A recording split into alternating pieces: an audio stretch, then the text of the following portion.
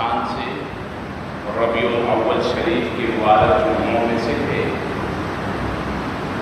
اللہ کے نبی صلی اللہ تعالیٰ علیہ وسلم کے میلاد شریف کا مہینہ ہے۔ کچھ لوگ اسے سیرت النبی صلی اللہ علیہ وسلم کے عنوان سے بھی مناتے ہیں۔ ہمیں ان پر کوئی اعتراض نہیں ہے۔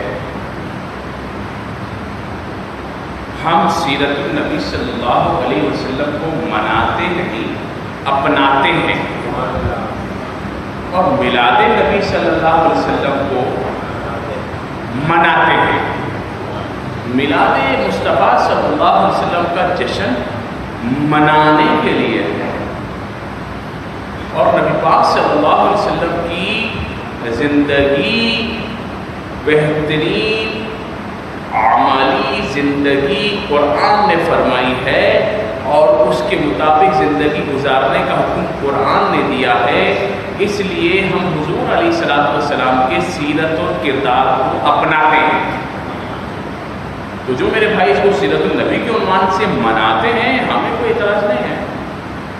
ہمیں سیرت النبی بھی اور میلاد النبی بھی، یہ دونوں ہمارے ہی عنوان ہیں، ایک کو مناتے ہیں اور ایک کو اپناتے ہیں۔ سبحان اللہ۔ لیکن جو لوگ اعتراض کرتے ہیں کہ نہیں جی میلاد النبی نہیں لکھیں گے بلکہ سیرت النبی کانفرنس لکھیں گے، ان سے ہم ایک چھوٹا سا معصومانہ سا سوال کریں گے کہ بھائی سیرت کا معنی کیا ہے؟ What is the definition of the سیرت نبی صلی اللہ علیہ وسلم؟ تو جواب یہی آئے گا بایوگرافی۔ سیرت کیا ہے؟ سیرت حضور علیہ السلام کی عملی زندگی، ان کے وہ تمام اوامر و نواہی و افعال و اقوال و حرکات و سکنات جو حضور علیہ السلام نے اس دنیا میں کیے، اپنی پوری زندگی، وہ پیدائش سے لے کر پردہ کرنے تک کہ جمیع احوال کو بیان کرنے کا نام ان کی سیرت بیان کرنا ہے۔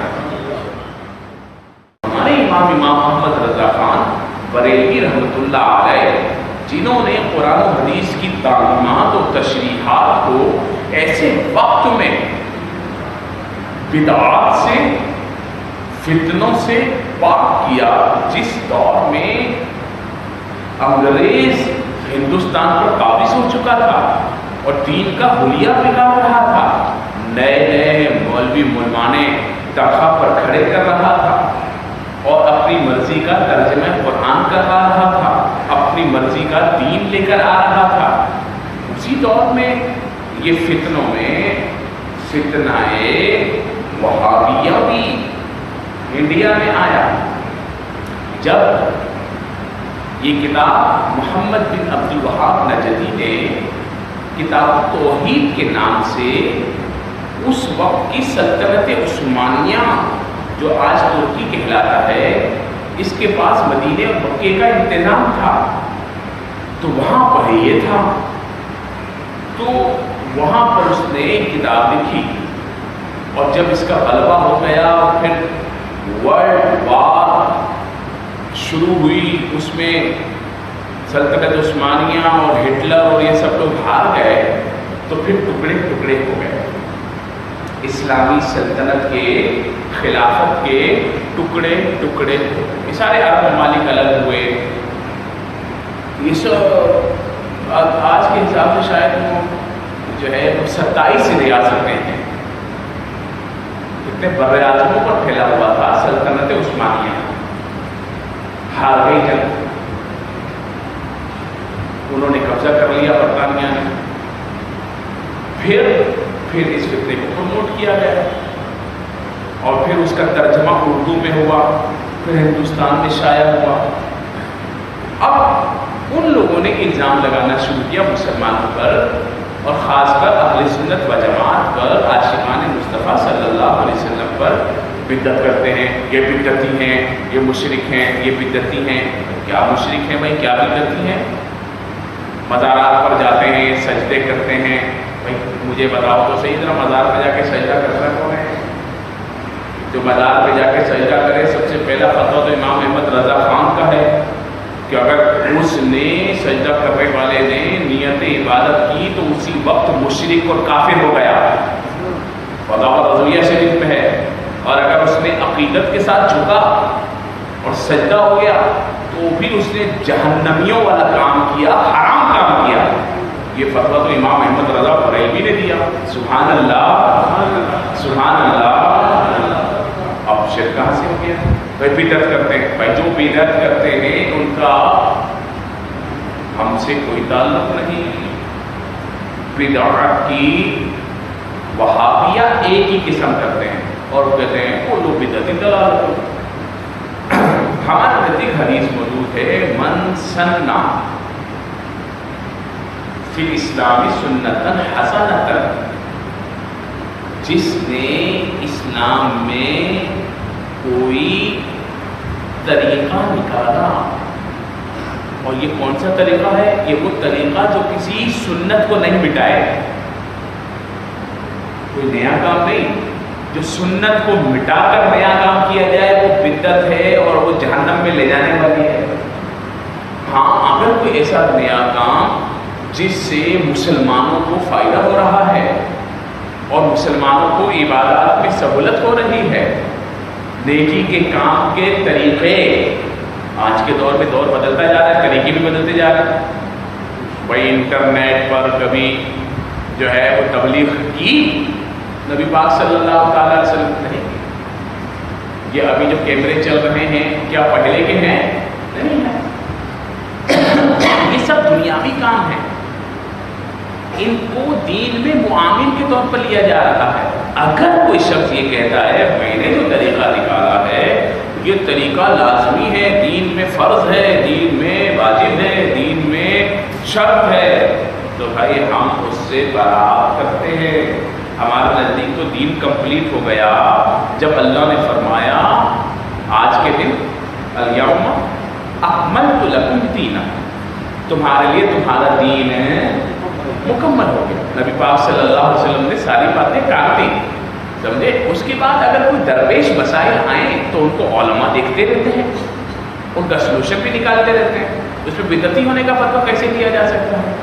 ہاں میرے نظر میں ابھی اس سال انٹرنیٹ پر کچھ ویڈیوز گردش کر رہی ہیں، یاد رکھیے میلاد مصطفیٰ صلی اللہ علیہ وسلم کے جو لوگ جلوس نکالتے ہیں ان کے لیے لازمی ہے کہ وہ باوضو رہیں، صاف ستھرے نئے کپڑے پہنیں، نئے نہ ہوں تو پرانے کپڑے دھلے ہوئے صاف ستھرے پہنیں، ہو سکے تو خوشبو لگائیں اور درود و سلام پڑھتے ہوئے میلاد مصطفیٰ کے جلوس میں آئیں، اس طریقے سے کہ نماز کے وقت میں نماز ادا کریں۔ الحمدللہ ہم تو اسی طرح کرتے ہیں، جب سے ہم نے ہوش سنبھالا پابندی سے نماز پڑھتے ہیں، پابندی کے ساتھ کوشش کرتے ہیں، اگر جیب میں گنجائش نہیں فی الحال تو جو موجودہ ظالمانہ حکومت ہے عمران خان کی، اس میں تو روٹی کھا لیں تو کافی ہے، تو لیکن جب پیسے ہوا کرتے تھے تو نئے کپڑے بھی بنا لیتے تھے، دوبارہ بھی نبل کو پہنیں گے۔ اب یہ طریقہ کار ہے، خوشبو لگاؤ، صلاۃ السلام پڑھتے ہوئے آؤ، نعرے لگاتے ہوئے آؤ، نعرے لگاتے ہوئے جاؤ، جھنڈے اٹھاؤ، ٹھیک ہے، سب کام اچھا ہے، اس میں تو کوئی برائی نہیں ہے۔ بدعت، یہ بدعت نہیں ہے، یہ تو ہمارا اللہ کے نبی صلی اللہ علیہ وسلم سے محبت کے اظہار کا ایک طریقہ ہے۔ ہم نے کب بولا کہ یہ فرض ہے تم بھی کرو، وہ جس سے ہو سکے کر لے، اور یہ طریقہ ہر قوم کا الگ ہے، یمن کا الگ ہوتا ہے، شام میں الگ ہوتا ہے، مصر میں الگ ہوتا ہے، لبنان میں الگ ہوتا ہے، دنیا بھر میں لوگ مناتے ہیں، بولتے ہیں مولود النبی کا اجتماع، مولود مولود مولود کرتے ہیں، ہم یہاں پر میلاد مصطفیٰ کہتے ہیں۔ میری بات سمجھ میں آ رہی ہے؟ اب میں نے یہ دیکھا کہ کچھ لوگوں نے میلاد مصطفیٰ صلی اللہ علیہ وسلم کے جلوسوں کے خلاف سازش کرتے ہوئے، خاص کر ایک ملتان کا واقعہ سامنے آیا جس میں ایک لڑکی کو جو ہے وہ بیرونی اوریاں لباس پہنا کر، میک اپ کرا کر، اور جو ہے وہ ملتانی پری یا ملتان کی حور یا اینجل، وہ اینجل بنایا. ان جنہوں نے یہ کام کیا، ایسے بے غیرت لوگوں کے خلاف FIR کا ہم مطالبہ کرتے ہیں. جن لوگوں نے ملتان میں میلاد مصطفیٰ صلی اللہ تعالی علیہ وسلم کے جلوس، اور اسی طرح ایک دو ویڈیوز اور آ رہی ہیں جس میں وہ لوگ بینڈ باجے والے کو لے کر ڈانس کر رہے ہیں، اور پیچھے جو ہے وہ ٹرک پہ نعت شریف چل رہی ہے، اور یہاں بھی نعت چل رہی ہے. تو وہ ایسے بے دین لوگ جو یہ حرکات کر کے میلاد مصطفیٰ صلی اللہ علیہ وسلم کے جلوسوں کو بدنام کر رہے ہیں اور اپنے آپ کو عاشق رسول کہتے ہیں، تو ایسے لوگ عاشق رسول نہیں بلکہ یہ تو توہین کے مرتکب ہو رہے ہیں. ایسے لوگ جو لڑکیوں کو عریاں لباس پہنا کر ان کو فرشتہ یا ایسی بات جو مجھے ابھی بتائی حضرت نے، وہ بنا کر ٹرک پہ بٹھا کے پیچھے نعتیں چلا کے لا رہے ہیں، ایسے گمراہ اور ایسے بدعمل، ایسے فاسق اور فاجر لوگوں کے خلاف ہم حکومت سے مطالبہ کرتے ہیں کہ FIR درج کی جائے اور میلاد مصطفیٰ صلی اللہ علیہ وسلم کے جلوسوں کو ان گندی حرکات سے پاک رکھا جائے. علماء اہل سنت کا یہ فتویٰ ہے کہ ہم میلاد مصطفیٰ کے جلوسوں میں عورتوں کی کوئی گنجائش نہیں ہے. عورتوں کا کام اپنے گھر میں رہنا ہے، اور عورتیں میلاد اپنے گھروں میں منائیں اور پردے کا اہتمام رکھیں. جو اللہ نے کہا ہے اس پر عمل ہونا چاہیے. ایسا نہیں لڑکیوں کو تیار کر کے وہ میلاد کا نام لگا کر لے آئے. ایسے لوگوں کو پورے پاکستان میں جو میری بات سن رہے ہیں، جہاں بھی دیکھیں وہاں کے لوگ فوری طور پر انتظامیہ کو اطلاع دے کر ان کے جلوس کو ختم کرائیں اور ان لوگوں پر پابندی لگوائیں. یہ لوگ ہمارا لیبل استعمال کر کے اہل سنت و جماعت کو بدنام کرتے ہیں. ایسے لوگوں کے خلاف وہاں کے علماء سے بھی میں کارروائی کا مطالبہ کرتا ہوں. یہ تو ایک میرا ان لوگوں کے لیے جن لوگوں نے بدعات کا ارتکاب کیا. مجموعی طور پر دین کیا ہے؟ دین قرآن کا نام ہے، دین حدیث کا نام ہے، دین اجماع کا نام ہے، دین قیاس کا نام ہے، دین استحسان کا نام ہے، دین سنت مصطفیٰ کا نام ہے. چاہے وہ سنت طریقے کی ہو، چاہے وہ سنت زوائد ہو، رسول اللہ صلی اللہ علیہ وسلم کے سیرت و کردار کا نام دین ہے. حضور علیہ السلام کی سیرت منائی نہیں جاتی بلکہ سیرت اپنائی جاتی ہے. ہم 12 ربیع الاول کے مہینے میں حضور علیہ السلام کی سیرت کو اپنانے کا درس دیتے ہیں اور حضور علیہ السلام کی پیدائش کی خوشی منانے، خوشی اپنانے نہیں، خوشی منائی جاتی ہے، خوشی اپنائی نہیں جاتی، خوشی منانے کا درس دیتے ہیں. لیکن یہ خوشی منانا ہر طور پر لازم ہے کہ بدعات سے پاک ہو، اور جو طریقہ علماء حق نے بیان کیا ہے اس طریقے پر. بات سمجھ میں آ رہی ہے؟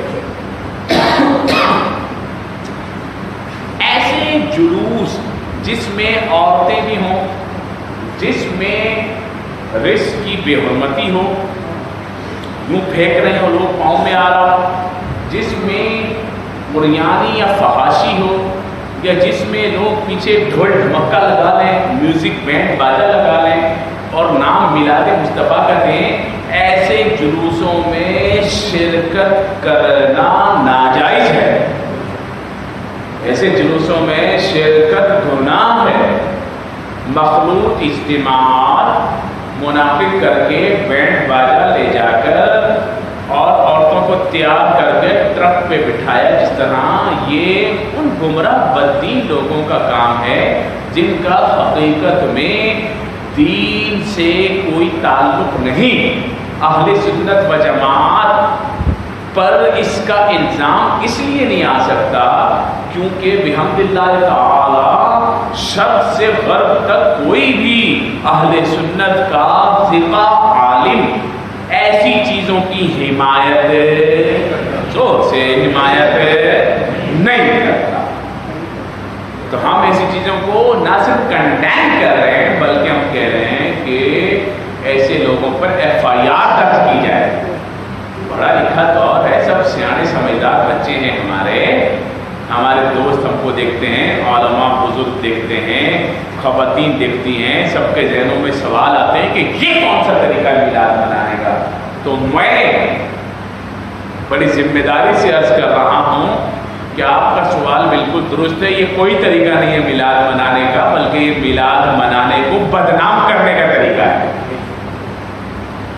میلاد منانے کو ایسے کسی بھی طریقے کار کی قطعاً اجازت ہم وہ سنی ہیں. سنیوں تمہیں مبارک ہو, جب بات عشق رسالت آپ صلی اللہ علیہ وسلم کی آتی ہے تو قربانی دینے کے لیے جو سب سے پہلے قوم تیار ہوتی ہے تو تمہاری تیار ہوتی ہے. چاہے ممتاز حسین قادری کی صورت میں ہو, چاہے وہ ڈینمارک جرمنی کے اندر جا کر اس صحافی کو مارنے کی ہو. کس نے؟ سبحان اللہ, غازی عامر عبد الرحمن چیمہ شہید جرمنی گئے, یہاں سے گولڈ میڈلسٹ تھے, MSc کر کے گئے اور یہاں سائنسدان تھے, اعلیٰ تعلیم کے لیے جرمنی گئے. وہ خاکے جو ڈینمارک نے شائع کیے تھے وہ جرمنی نے بھی شائع کر دیے. انہوں نے پوچھا یہ جو یہاں کا اخبار ہے یہ کہاں ہے اس کا دفتر؟ اپنا جگہ. ادھر گئے, ادھر جا کر اپنا چاقو لے جا کر اس شخص کا پیٹ پھاڑ دیا. پہلے پوچھا تم ہی ہو؟ ہاں میں ہی ہوں, میں نے ہی نکالے, میں نے شاید سفر کر. تو کیا سمجھا یہ پاکستان نہیں ہے تو کیا ہوا, میں تو پاکستانی ہوں. سبحان اللہ. پاکستان میں ایسے کسی کو ہمت نہیں ہے, ایسی ہمت کسی کو نہیں ہے کہ کوئی حضور علیہ السلام کی شان میں توہین کرے اور سامنے سلامت بھی رہ جائے. لیکن اتنا پڑھا لکھا آدمی, اتنی زیادہ لوگ کہتے ہیں انتہا پسندی. بتاؤ نا یار یہ انتہا پسندی کیوں آ گئی ان کے اندر؟ وہ تو کالج یونیورسٹی کا پڑھا ہوا تھا. ان کے جو والد ہیں عامر عبد الرحمن چیمہ کے والد سے میں ملا ایک صاحب, وہ پروفیسر ڈاکٹر عبد الرحمن چیمہ ہیں, گورنمنٹ کالج کے پروفیسر. اچھا وہ پروفیسر کا بیٹا خود پروفیسر ہے, مولوی کا بیٹا مولوی نہیں, پروفیسر کا بیٹا پروفیسر, مدرسے کا پڑھا ہوا نہیں بلکہ ماسٹر MSc گولڈ میڈلسٹ. یہاں سے پھر انہی نے ان کو باہر بھیجا پڑھنے کے لیے کہ بھائی آپ واپس آ کے آپ نے یہ کام کرنا ہے, دین اپنا ملک کی خدمت کرنی ہے. لیکن ایسا کیا ہوا؟ تو بڑی آسان سی بات ہے. کیا ہوا؟ ناول جو ہم سے فضول میں, عشق رسول میں, ہم بہت انتہا پسند ہیں عشق رسول میں. خام سے فضول میں نہ الجھو جناب مان. جب بات حضور علیہ السلام کی آئے گی تو حضور علیہ السلام کے لیے ہماری جان, مان, عزت و آبرو, مستقبل, ہمارا پیسہ, ہمارے ماں باپ سب قربان. بھئی وہاں پر ہم اس کا کچھ نہیں بگاڑ سکتے تھے کیونکہ وہاں اگر پولیس کو درخواست بھی دو تو وہ کہتے ہیں یہاں تو بھائی آزادی اظہار رائے ہے. آزادی اظہار رائے کا مطلب یہ بھائی جہاں پر جو بات کرنا چاہے کر سکتا ہے, اس کو ہم روک نہیں سکتے, گورنمنٹ روک نہیں سکتی. اچھا بھائی تمہارے یہاں یہ اجازت ہوگی, ہمارے یہاں نہیں ہے. ہمارے یہاں تو لائن ہے, اس لائن کو کراس نہیں کر سکتے. اس لائن کا نام ریڈ لائن ہے. یہ جو ریڈ زون بولتے ہیں نا, یہ ریڈ زون ہے, گورنر کا ایریا ریڈ زون ہے, وزیر اعظم کا ایریا ریڈ زون ہے. بھائی کوئی ریڈ نہیں ہے اور سب باقی کی طرح گئے ہیں, سمجھے نہیں جی. وہ سیکیورٹی اور سیکیورٹی ایک ہی جگہ کی ہے بس, اور وہ ہمیشہ کے لیے میرے اللہ نے فرما دی ہے اور وہ کیا ہے؟ وہ ذات رسالت مآب صلی اللہ علیہ وسلم کی ہے. ان کی شخصیت کے بارے میں اشارہ بھی کیا تو انگلی کاٹ دی جائے گی. اگر توہین امیز اشارہ بھی کیا، زبان سے بولنا تو دور کی بات ہے. قرآن نے فرمایا یا ایھا الذین آمنوا لا تقدموا بین یدی اللہ ورسولہ. اے ایمان والو اللہ رسول سے آگے بڑھنے کی کوشش نہیں کرنا. اور پھر کیا ہوا؟ فرمایا جب صحابہ بھی ملنے گئے اور بہت دیر باہر کھڑے رہے، ہاں صحابہ کا پروٹوکول کے ساتھ نا جو حضور کو دیتے تھے، اب بولے دروازہ بجائیں کہ نہ بجائیں. بھائی کوئی کسی کے گھر پہ جاتا ہے ملنے کے لیے تو دروازہ بجاتا ہے تو گھنٹی بجاتا ہے، ایسا ہی ہے نا؟ نیند تو نہیں آ رہی؟ نیند آ رہی ہے؟ زور سے بولو یار. بھائی کوئی کسی کے گھر پہ جاتا ہے تو دروازہ یا پھر گھنٹی. صحابہ حضور کے در پہ جا کے دروازہ نہیں بجا رہے.